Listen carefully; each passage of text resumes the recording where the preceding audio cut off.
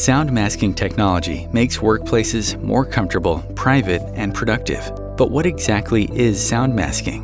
Sound masking is the process of adding an unobtrusive background sound to an environment that is specifically designed to cover up or mask human speech.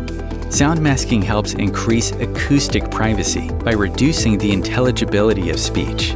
This means that conversations aren't as easily understood at a distance and therefore are less distracting.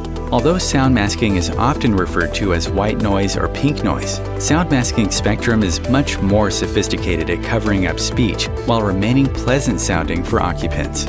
How is sound masking deployed?